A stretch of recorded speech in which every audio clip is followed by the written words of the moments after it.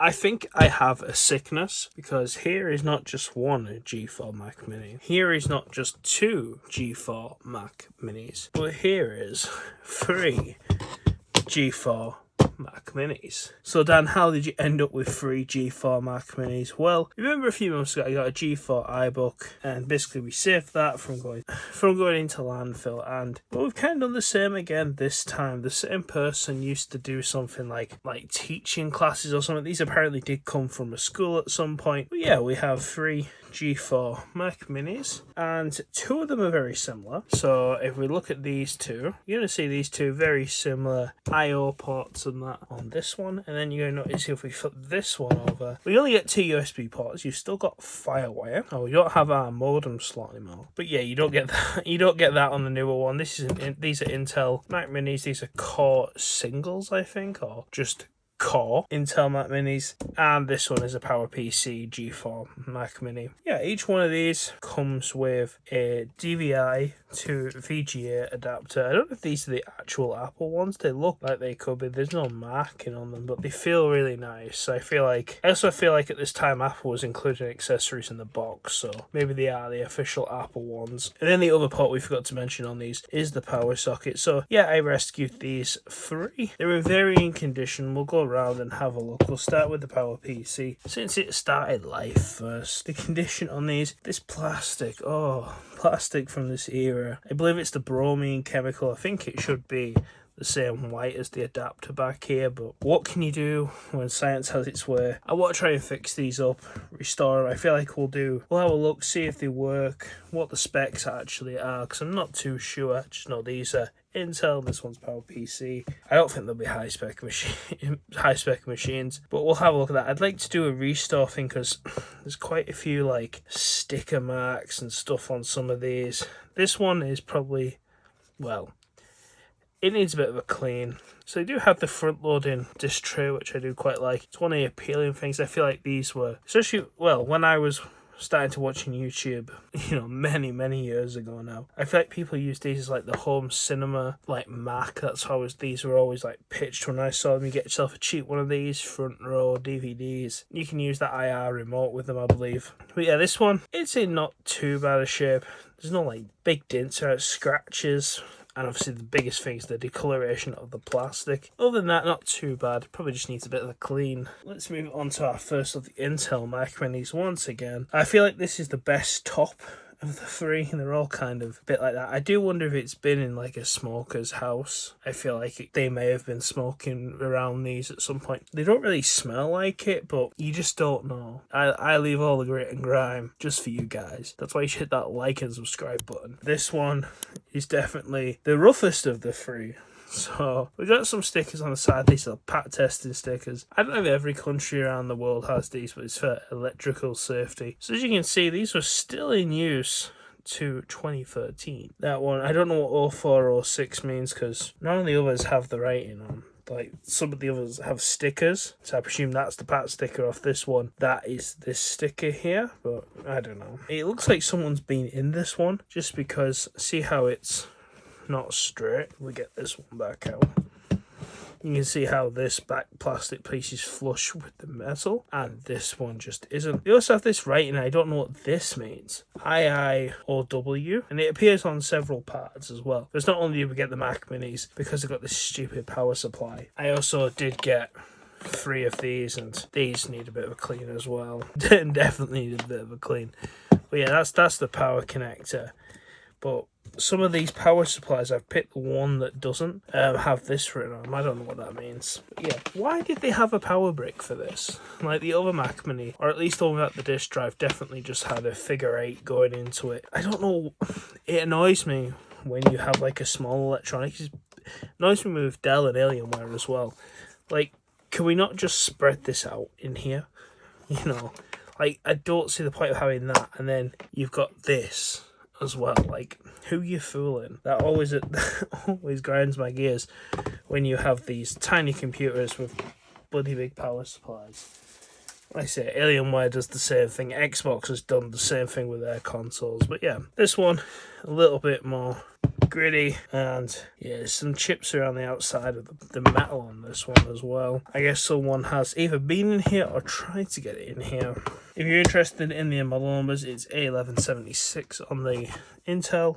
This one is a A1103. I suppose we should plug them in, see if there's anything on them. I don't think there's going to be anything too interesting, especially in terms of like personal files or anything, because from what I understand, these were like school machines. I think they've been wiped, so there may be some software, but I don't think there's going to be anything interesting to look at. So let's move on to testing. So we're at the monitor now. I've currently got the first one plugged in. We're using a HDMI to VGA converter just because it's far easier. I do have an Apple display, which I should have probably tried for this, but this monitor's here, it's convenient. So what this is, it's HDMI to VGA, and then this USB socket does provide audio. We might get some slight audio. The monitor's speakers aren't the best, and we're also using a Bluetooth keyboard, which I never really talked about this before, but I consider this to be my favorite like Bluetooth keyboard for doing stuff like this. So we'll turn on the first Mac. This is one of the Intel ones first, and we'll basically see what happens. So the light's on. You can hear that chime. So it does seem to be using the disk drive a little bit. I don't know if that'll pick up. Maybe you heard that then. But yeah, these are mechanical hard drives, so they will take a little bit of time. That disk drive is still going. Yeah, so we'll see what's on these, see if there's any interesting software or anything. Like I said, I don't think there's any files on these at all, so there might be some different software, but we'll have a look. It may be just a very stock version of macOS, and we might be able to find some programs or something. We can see here, School Mac Mini. But yeah, I did fire this one up just before, just to see how the monitor would look. It did present an issue on screen. I'll put a picture of what it said on screen, because there's something I don't think right, because I don't know if you can hear that, the disk drive is still going. A screen which I've never seen before. It was just like some restart. I guess it crashed on start or something. Maybe the hard drive's starting to fail in this one. So we'll have a look what the spec we've got first. It's running 10.6.8, which I believe is the last version of 10.6. Mac Mini 1.1, Intel Core Solo, 1.5 gigahertz and 1 gig of RAM. Yeah, it's not an amazing spec. There it is. So let's see if there's anything interesting on here. I've always loved this wallpaper. I did make a shot about how I love the wallpaper on this. I don't know why. It's something I always loved when. So let's have a look and see what apps we actually have on this thing. So we do have about 50 gig free, so I'm guessing this is like a 60 gig hard drive, something like that. So we have some apps, nothing too interesting. We have DVD player and front row. That's what I believe a lot of these were like used for, just for like, you know, watching movies. You might try that experience. We've got some interesting Apple other hardware that hasn't been shown on the channel yet, so might have a look at that at some point. Fairly standard Apple apps on this one. That really all there is. Nothing interesting whatsoever on this one. This one's a bit rubbish. Anything in utilities? Pretty much nothing, and that is it really. Fairly stock version of 10.6, but I suppose you can't really complain. I'm going to swap out this Mac, and I think we'll try the next Intel Mac. So we have the next one plugged in. See what happens. There is the chime. That's a bit strange. The other one did not do this. What is going on there? I'm not really sure what that is. What is this? What do you guys think this is? Because I seem to have skipped the white screen somehow, and we have a name there. I'm not sure who that is, but I guess I'm going to blur that out now. Once again, it looks like we've got 10.6.8, but we've got some different software on this one.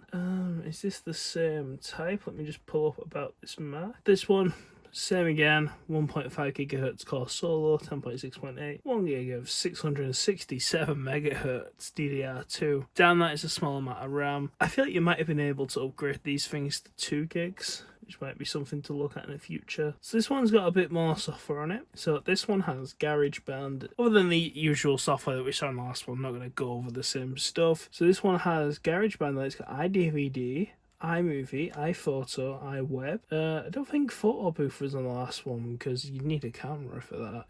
Was Time Machine on the last one? I don't think that quick time player was, the 7th one. I think the other one might have been. Is there out else in here? I don't think there's anything else in here. Quick look at GarageBand. This GarageBand is taking a while to load. I always did prefer the look of, let's get this bloody thing out of the way, the older style. I believe they call it like, is it Global Village something? I'll put the name on screen, but like this just a style of aesthetic, and especially it gives me good vibes with Mac. I really miss this like look. I have no idea what I'm doing. I think GarageBand might be a little bit too intense. Oh, we have something going here. I'm not really sure how I stop it. How I stop that from playing. Something there, it definitely works anyways. But I think we'll jump onto the final Mac Mini and we'll have a look through. This one had some more interesting software. Yeah, but like I said, I really do miss this era of Apple design. Certainly my favourite. So we have last but least is the PowerPC one. I think that one definitely has a bit of a louder speaker on it for some reason. But yeah, we'll have a look at this one, see if anything interesting happens. It's taking a while to show up on the screen there. It's starting Mac OS. This one has a different name again. This one's Mac Mini 001. I wonder where 007 is. So for some reason, all the accounts on these are called admin, and they all have the password admin, which is, I don't know, this one looks to definitely have an older version of macOS. This one probably didn't meet the requirements for 10.6. It looks to have some different software, or maybe some different icons on it. Let's have a look in about this Mac. So this one is running 10.4.11, which again I think is like the last version of 10.4. But we are running a 1.25 GHz PowerPC G4 processor, which is, well, it is what it is. And then we have standard DDR RAM. We have 12 megabytes of that. I think this one once again could have been updated. So I'm not too sure what this is that I clicked on Apple Script. Not too sure what nursery is. We'll have a look. But we have AppleWorks 6. Let's see if that loads. Is that just, I think this is like, yeah, this is definitely some older software. So yeah, it looks like Microsoft. It's like Microsoft Office.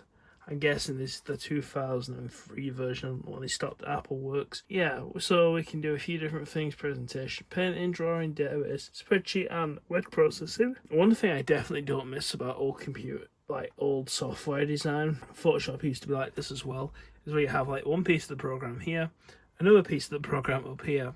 That bugs the life out of me. I hate that. I think, I don't know if GIMP still does that, but no thank you. I don't know what close all is. Is that just some application to close all applications? I have no idea, but it was put there in 2013 apparently. Yeah, not too much different here. We obviously have an older version of iMovie. So we have iWork, we've got keynotes and pages, which is something different on this one. Speed keys, I don't know what that is. It seems to be coming with flash, but we seem to have a small hard drive as well. There's not as much free on this one. Maybe it's nothing too much different on here. There's obviously some applications for like modem internet and stuff like that, and some 10.4 stuff. Nothing too interesting except, you know, I think AppleWorks was the most interesting application on this Mac Mini. And yeah, well, it's a bad do when AppleWorks is the most interesting app that you've got. Once again, there's nothing in these files. They've all been deleted, which is, it's kind of sad. I do enjoy sometimes having just a peruse through old computers and seeing what people left on them. But